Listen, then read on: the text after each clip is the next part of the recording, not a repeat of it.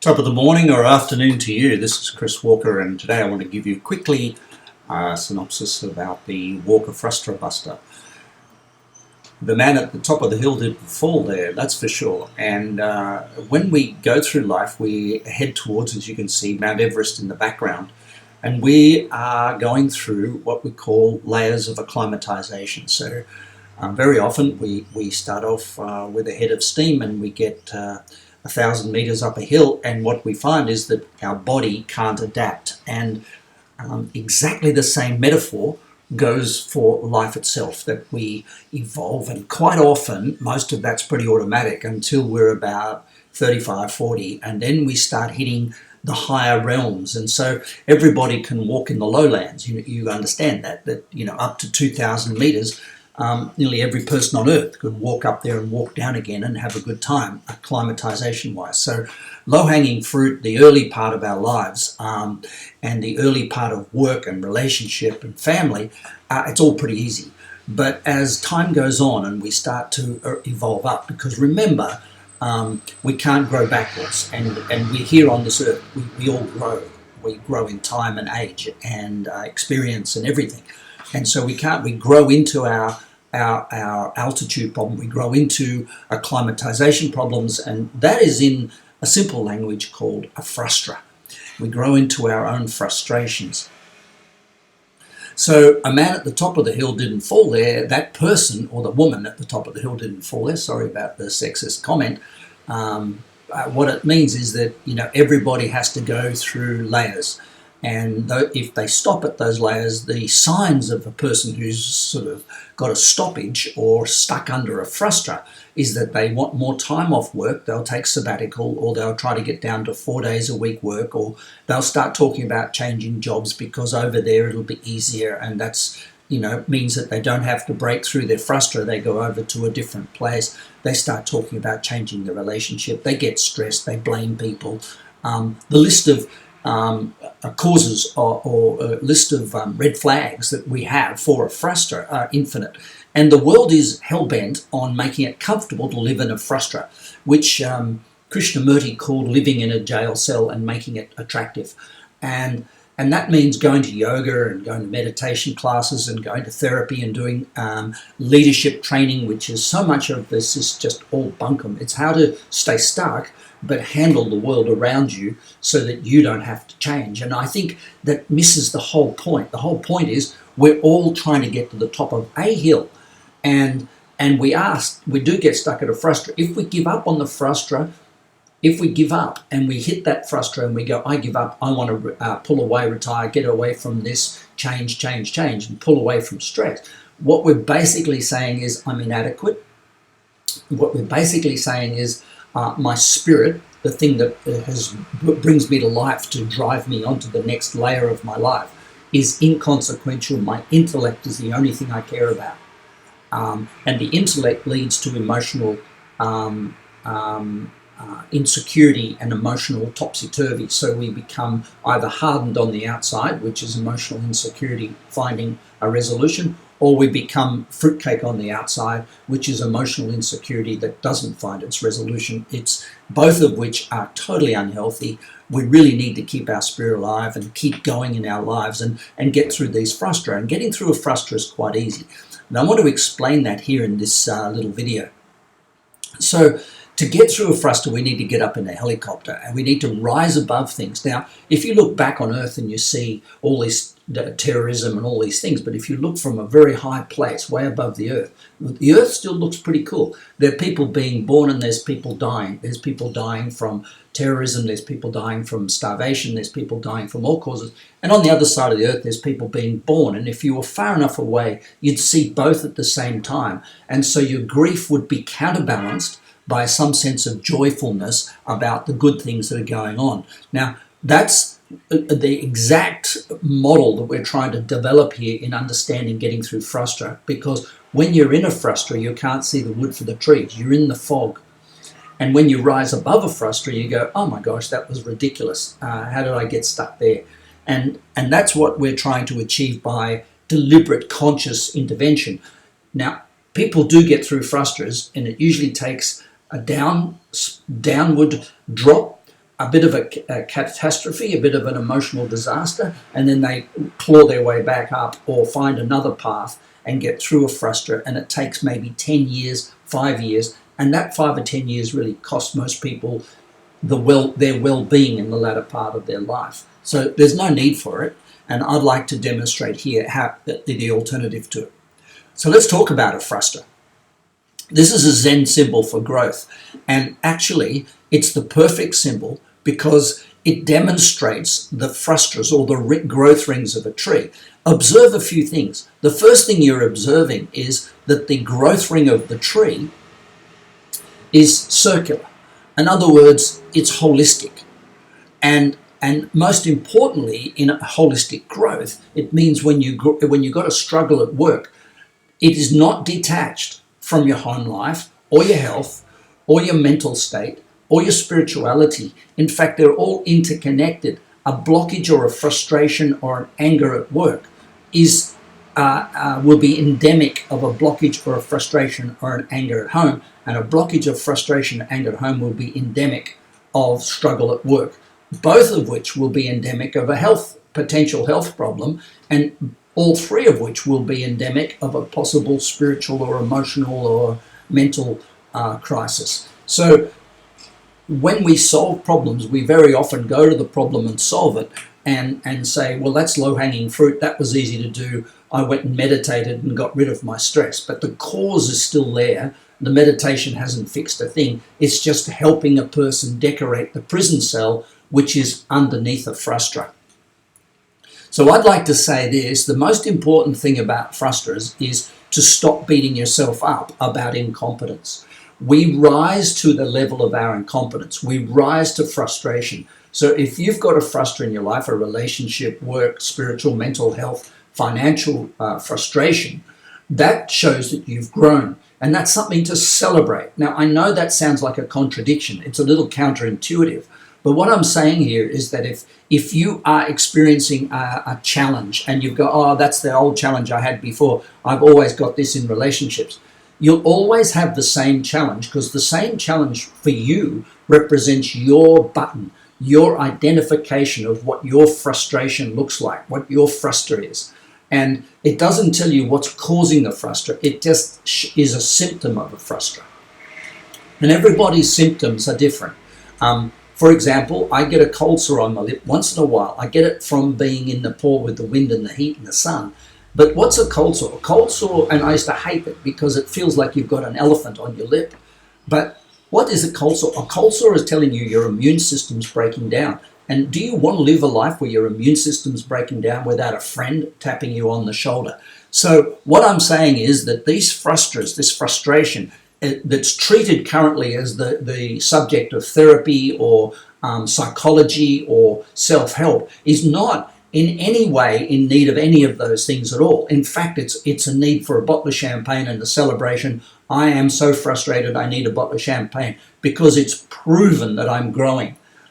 Now, the next question is what we do about it. And that's what I'd like to talk to you about. Remembering we can never grow backwards.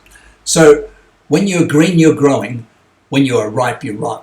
And that's a most important thing to remember from this model, that a frustra reveals that you're green, that you're growing into incompetence, you're growing into new territory. And what makes you grow but the fertilizer of life?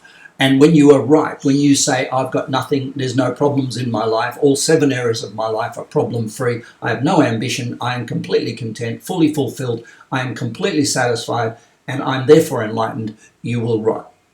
You have no need for a body. And any Buddhist monk who's ever achieved that state of enlightenment has evaporated off this planet. So a good thing to remember is I've learned so much from my mistakes that I'm thinking of making a few more. And that's a really great model of what a frustra looks like.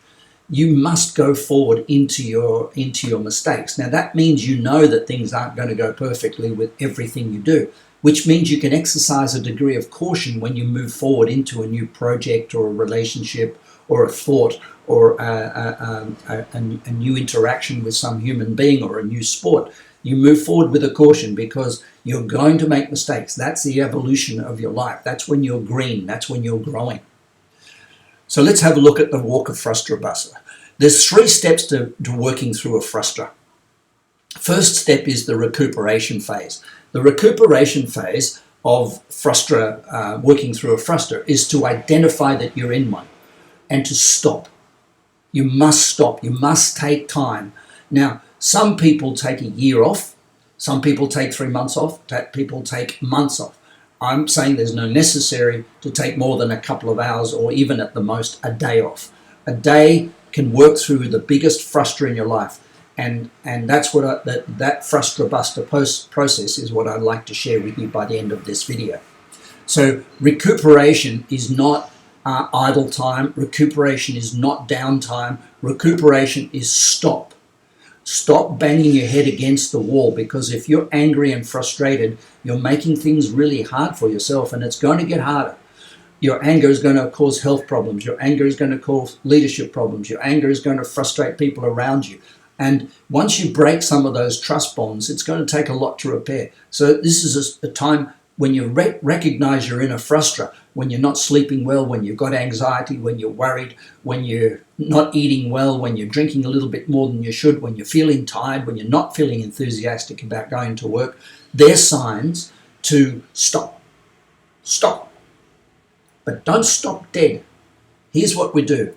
We go to the second phase. The purpose of stopping is to go through the adaptation model. And that's the back on track process. That's the frustra busta. The frustra busta takes you through a series of sequential steps, and most importantly, they are sequential, that will break through any frustra you have in your life. They will break through it and put you in an inspired, enlightened helicopter space overlooking what was once a stress and is now a bliss. And that process can take down to half an hour, but up to 2 hours once you've learned how to do it. Now, the only thing that gets in the way of breaking through a frustra is your ego, your identity, because we get attached to what we think and who we are and what we do. And therefore, the first few times you go through this, you may need a guide. And that's what I do for people. I take them through a frustra busta in 30 days. And I teach them how the process works and teach them all the tricks of the trade. So by the end of 30 days, they're pretty well independent in applying the frustra busta to their life, to any situation. And we'll talk about that in a few minutes. The final step is inspiration. Now, inspiration means you get back to work. You don't go to a different job. You don't go to a different relationship. You go back into the place that caused you the frustration, and you prove that you've busted it. You prove that you've busted the frustration. You go back with enthusiasm. Now, that enthusiasm and that inspiration of going back gives you the freedom to say, and now I think I'll move on, and now I think I'll stay. But you do it not by reaction, not by running away from the frustra, not by running away from growth, but by having grown. And that's the most important part of this whole identification of a frustra. You prove, you sit the exam of life. You prove that you've actually gone through something by turning up 100% with it. For example, if you've got a problem with someone at work and they're giving you a hard time, have you really gone through it? Have you really busted that frustra? Well, the proof will be inviting them to have a lunch with you and enjoying it and being thankful that they're there. And I'll show you the process of doing that. There's the 3 steps: recuperation, adaptation, and inspiration. Let's have a look at the 3 of them now. What do they mean? What is recuperation, adaptation, and inspiration all about? At the bottom of a frustra, every time you hit a frustra, you are at the bottom of a pyramid. And the bottom of the pyramid is called the primal mind. And the primal mind basically says you have hit a frustra. You are in what's called a got-to space. Now, a got-to space in psychology terms is called fight-flight. Fight-flight is something you really want to run away from. It's not wise to run away from a got-to space, or it's not wise to trigger fight-flight, because fight-flight's exhausting. Flight will muck around with your immune system. It'll muck around with your resilience. It'll muck around with your inspiration. So what we do is we identify that we're in a got-to space. I've got to go to work. I've got to go home. I don't want to do these things. I've got to do these things. I've got to pay the rent tomorrow. I've got to put money in the bank. I'm no longer in a place of choice. I'm now in a place of got to.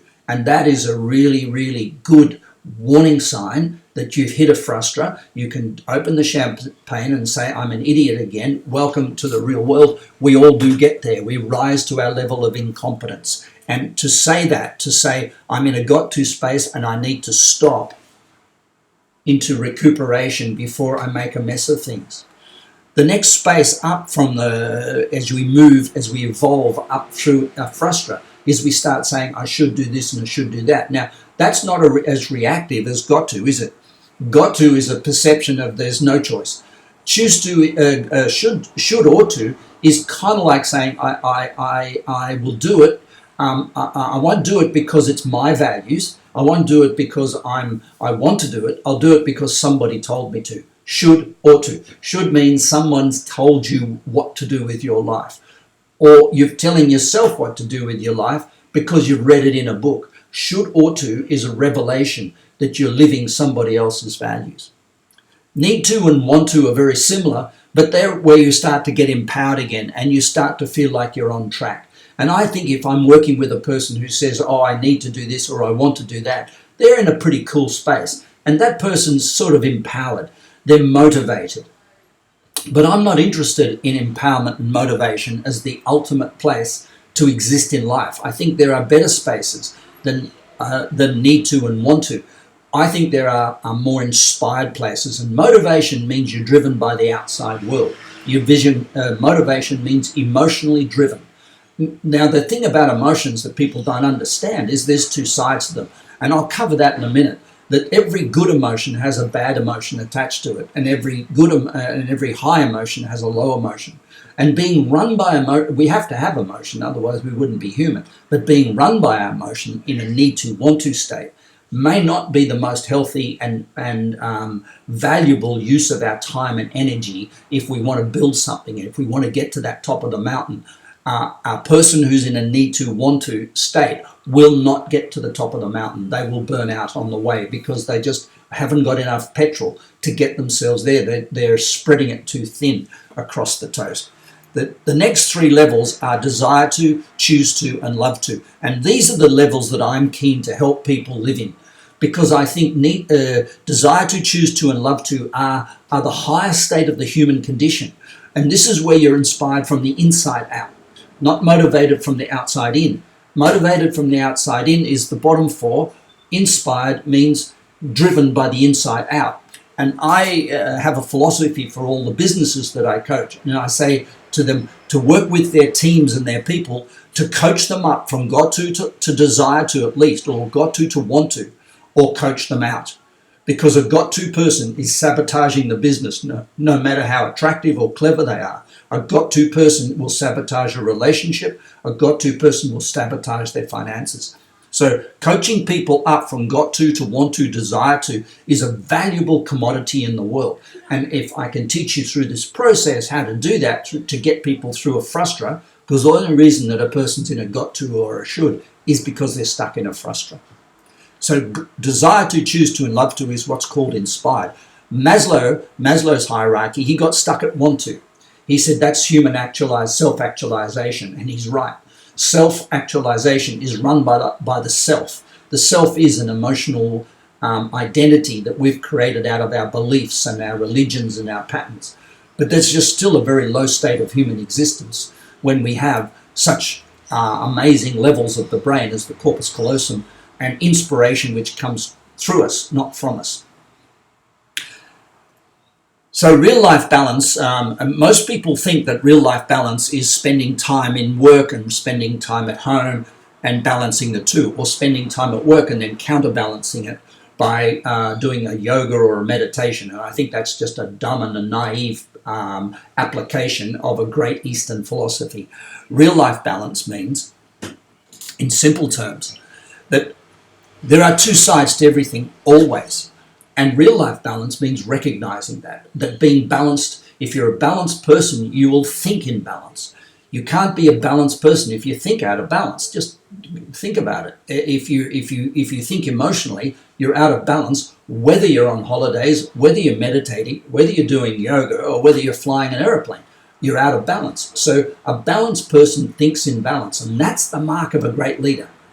Because a great leader is always looking for two sides to everything they're about to do. Or if you're talking to a great leader, they'll be listening and they'll be trying to work out what the two sides of what you're saying is. So they'll be actually exploring what you're speaking about to make sure they stay centered in the middle of it.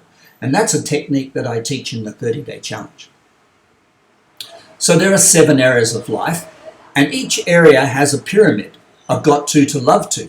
So although we might be really super inspired in our work and we say, oh, I'm at a love to, we might be in our health at a got to, or we might be in a financial got to and a career, we might be in a career got to, I've got to go to work, but we might be in a relationship, oh, I love being here.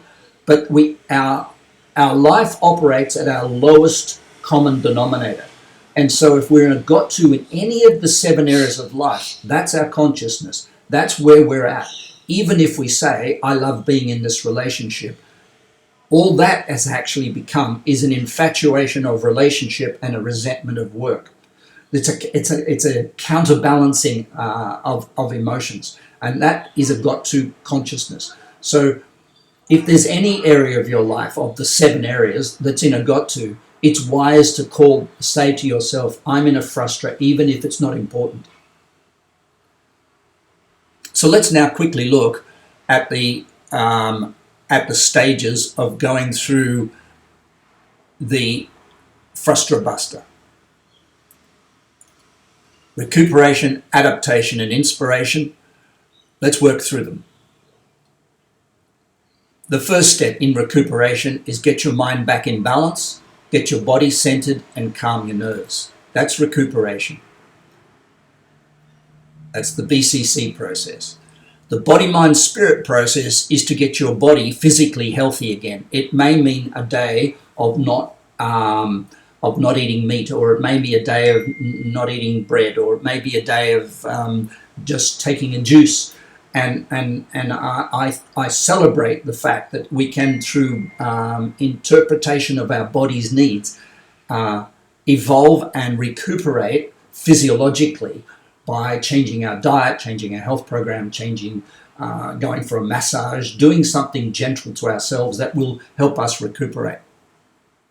The third level of recuperation is gratitude, presence, certainty, and love, and the GPCL process, which moves us into the adaptation phase, because now what we have to do is, how do I get grateful for what happened? How do I get present with what happened? How do I get certain about what happened, which is helicopter? And how do I develop the love for the experience of what happened? In other words, gratitude, presence, certainty, love is a proof that you have moved into and above the frustra. We continue with the processing to loyalty, commitment, and motivation. LCM process. The LCM process basically says, I want to get enthusiastic about my life again. I want to get back in touch with my values, my priorities, of who I am. And when you know your values and you know your priorities, you get loyalty, you get commitment, and you get motivated, because loyalty, commitment, and motivation simply means that what you are doing is linked to what you want to do. And what you want to do is intrinsically linked to your core values. And I help you get that process really simplified, so that you can, when you go through a frustra buster, you just go back and look, where are my values, what are my priorities, and what am I doing? And link the 3. It's a great process. The next step is to get into give. Gratitude, inspiration, vision, and enthusiasm. And I think, though, that is a great word, to give. Gratitude, inspiration, vision, and enthusiasm. Gratitude for the past, inspiration for the present, vision of the future, and enthusiasm for the bundle. And finally, NLP, Neuro-Linguistic Program. The brain is elastic. We know that if you talk to yourself in a negative way, you will go in a negative direction. We go in the direction of our dominant thought.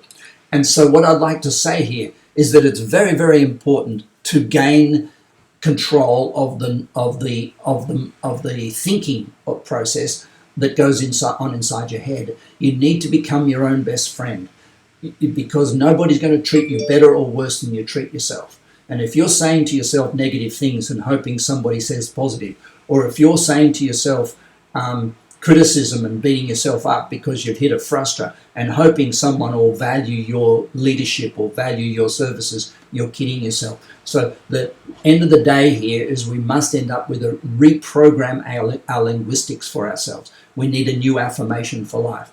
And they're very easy to do because you just take what you've been beating yourself up about and speak the opposite. They've done tests on this, and they say that if you say something to yourself for at least 6 weeks, at the end of 6 weeks, no matter what a lie it was at the start, you'll believe it at the end. This is Chris Walker. Have a great day. I hope this has been of some interest to you, and I look forward to meeting you in the 30-day challenge. Bye for now.